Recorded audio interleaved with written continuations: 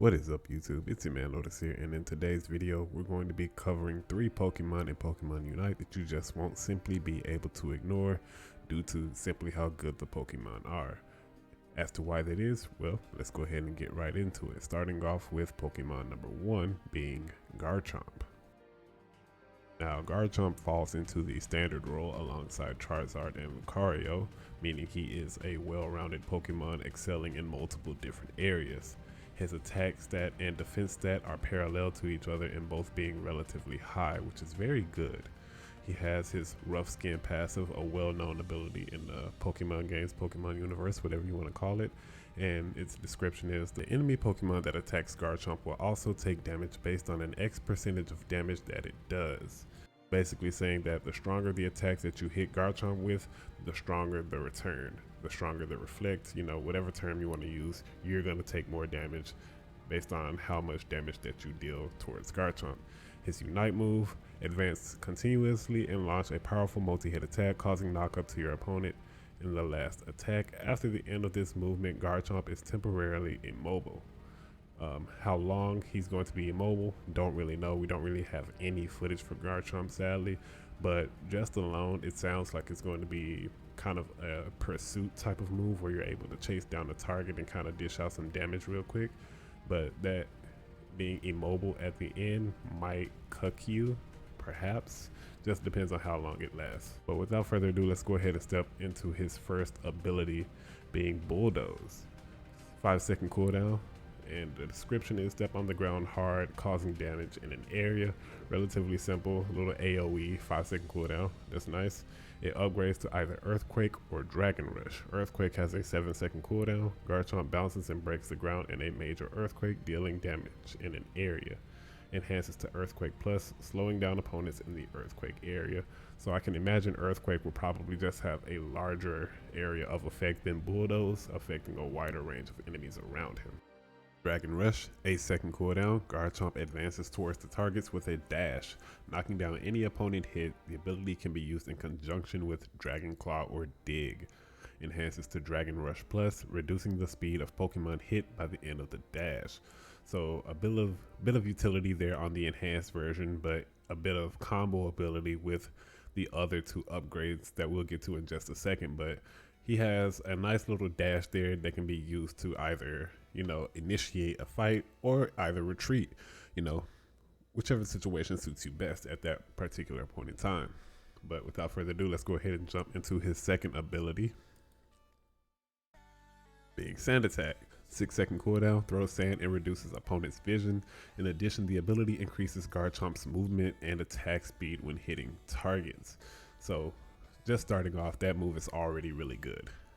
Depending on how much vision that it reduces, this move can be very good early game, for help setting up your speed Pokemon. Let's say you have an Absol in the jungle and you communicate with them saying that, hey, I'm about to land this Sand Attack, and now if you land it, he can't see your Absol coming for either that gank, flank, whatever it is, and you guys can potentially clean up that kill since it also buffs you, and that could be a free kill early game and helping you get that edge up on your opponent. So that's just really good depending on how much it reduces their vision.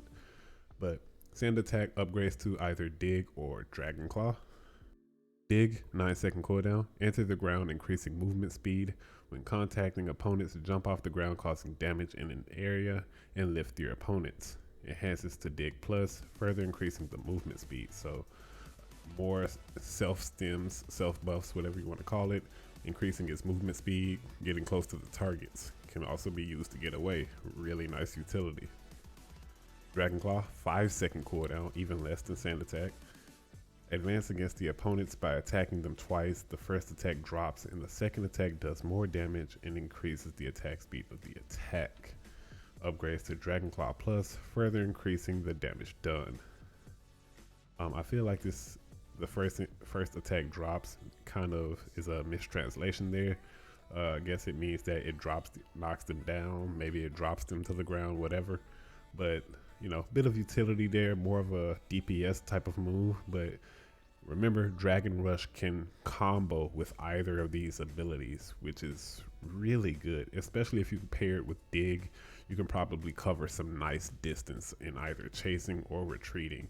And remember that he has high attack and high defense stats parallel to each other, so he's dishing out really good damage, able to take a lot of damage and reflect it thanks to his rough skin passive. So Garchomp, solid character. As I stated at the beginning of the video, he is one of these three Pokemon that you can't simply ignore, and we're about to get into number 2, being Machamp. Now, Machamp also falls into the standard category alongside Garchomp, Charizard, and Lucario. Now, Machamp's fighting style is that of a rush down single target character, unlike Garchomp, who appears to be able to, fight maybe 1v2 and, can deal damage to a bunch of people at once. Machamp seems like he specializes more in singling out targets and basically making it seem like a very one-sided fight on that person that he chooses to annihilate at that point in time. Stat-wise, he has slightly higher attack, but at the cost of his defense compared to Garchomp's. But he makes up for it a bit with his passive Guts. When Machamp is affected by a status condition, the damage caused by his attacks increases. So debuffs, slows, burn damage, whatever, he gets a damage buff. So he always gains some type of positive from negatives. Unite move, Machamp contracts the muscles and strengthens.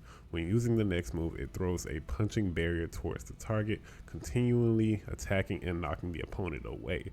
This is probably the most team hitting ability that he has, since it covers a relatively wide area in front of him, and he's able to punch multiple targets back, pushing them back in. He can either peel for his team, or he can rather just lock down a couple of people and pin them to a wall real quick. But overall, very nice move, utility, damage overall. But we're going to step right into his first ability, being Karate Chop. 6-second cooldown, strike with a knife sharp hand strike. Very simple, very direct. 6-second cooldown is relatively low, which is actually pretty good for that. Can be upgraded to close combat or cross chop. Close combat, 7-second cooldown. Make continuous punches towards the target, with the final blow causing more damage. During the attack, it can move and become immune to status conditions. So I believe it's saying it, referring to Machamp. Kind of fucked up calling it an it, but hey. But being able to move and become immune to status effects is pretty good, so meaning they can't slow you to try to peel you off. Upgrades to close combat plus, dealing more damage to enemies affected by status conditions. So a bit of team play there. You see a target that's burning, run up, punch them, get rid of them. Cross chop, 6-second cooldown, advance on the enemy and attack with crossed hands. Upgrades to cross chop plus, giving normal attacks a chance to permanently increase your attack. Now this percentage is probably going to be somewhere around 10 to 15%. I can't really imagine it being higher than that, since that can probably make this character pretty busted. I say 15%, which is relatively high, because this is something you're going to be obtaining in the late game. Upgrades are what you get at around like level 12 and 14. So if it's that late in the game, then this will make sense to be able to give him that edge at the end of the game, which can really shift the battle in your favor. And moving on to his second ability, being Bulk Up, a jump up in cooldowns up to 10 seconds, and compared to Karate Chop, which was only 6. Machamp contracts his muscles to increase his power and his attacks and movement speed. It also enhances the next basic move. I hope this means move as in an ability such as Karate Chop, and not as in basic attack, because that would suck for 10 seconds. But if this enhances Karate Chop, you can pop Bulk Up, rush in, get that extra movement speed and that power, and pop them with Karate Chop, get that nice damage out. Bulk Up enhances to either Dynamic Punch or Submission. Dynamic Punch, 9-second cooldown. Machamp jumps into an affected area where he attacks and immobilizes enemies. He stuns them. After that, you are immune to status conditions while increasing your attack power and movement speed. Upgrades to Dynamic Punch Plus, further increasing the attack and movement speed. So this is a very nice move. As you're seeing, Machamp has a lot of immunities to status conditions, making it very hard to peel him off. But this also counters his passive to where, when he is affected by a status condition, he gets a damage buff. So it's basically either way he's benefiting. Either you can't, debuff him, you can't put a status condition on him, or if you do, there's still a negative that comes from it. Moving on to submission, 11-second cooldown. Unleash Machamp's power, making him immune to status conditions and increasing his movement speed. The next normal attack does additional damage and hits the ground in the direction of the target, causing it to also stun. Then the attack power is increased. So you run in, get that movement speed boost from popping the move first, and then when you get in close, you use it again, stun them, and then you get a damage boost after all of that. Upgrades to Submission Plus, making Machamp immune to status conditions and increasing attack speed after using the move. So even more immunity. So he's a very strong rushdown character. It makes it difficult to peel him off. Good thing his defense is lower than that of Garchomp's, but his damage output is something to be feared, in which you won't be able to ignore this Pokemon, and you're going to have to do something about him. Either jumping him, bursting him down before he can get to you, something. But this is Pokemon number 2, and we're going to move on to the third option, being Gardevoir. Now, unlike the first two options, Gardevoir actually falls into the attack role, having pretty much maxed attack stat, pretty low defense, and mobility stat. Gardevoir is more of a mid to backline support fighter, where she's just going to be dishing out damage from the backline. But in that same aspect, it makes her a very dangerous Pokemon to be facing up against. Starting off with her passive, Synchronize. When Gardevoir receives a deceleration, a slowing effect, or a sustained damage effect, the effect's caster is placed in the same state. The ability is not activated at all times, basically meaning that it can only be procced on one opposing Pokemon at a time. But basically this counters, certain Pokemon such as Gengar or other Pokemon that's capable of slowing Gardevoir and, things of that nature. So if you're trying to slow her to catch up to her, you're going to be slowed too. So it's just a failed effort in that aspect. Unite move, Gardevoir distorts a specified area to create a black hole. Thus, the black hole will pull nearby opponents, and when it disperses, it will cause damage and push enemies away. So, pretty nice Unite move, especially if you can group enemies into one setting, pull them all in and dish out their damage. Having maxed attack stat, I can imagine that doing a ton of damage. And we're going to move right into her first ability, being Confusion. 5-second cooldown, lowest one so far for a starting ability. Unleash a wave of confusion to damage enemies. Pretty straightforward. Upgrades to either Psychic or Moonblast. Psychic, 7-second cooldown, 2-second increase. Releases a Psychic wave to attack enemies. When the movement reaches its maximum range or an enemy, its size increases and it continues to inflict damage in the area for a short period. Enhances to Psychic Plus, decreasing the cooldown of this movement. So it might just be taking it back to that 5 seconds of confusion. So that's pretty nice. Moonblast, 6-second cooldown, 1-second increase from confusion. Gardevoir uses the power of the moon to attack its opponents. When hitting targets, apply slows and push your opponents back. Enhances to Moonblast Plus, decreasing the cooldown of this move. Another either peeling ability, say if you have a Machamp after you, throw this on him. Hopefully you can hit him before, he takes on his immunity to status conditions. At that point, you can slow him. Although he's stronger, he may not be able to reach you in time, so you can safely get away. On top of that, you're knocking him back, so it's more of a safety option in that aspect.